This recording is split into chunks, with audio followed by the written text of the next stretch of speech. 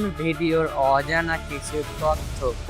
আজকের ভিডিওটা সম্পূর্ণ দেখুন, তাহলে বুঝতে পারবেন এই ভিডিওর দ্বিতীয় পার্টটি কবে কখন আসতে চলেছে।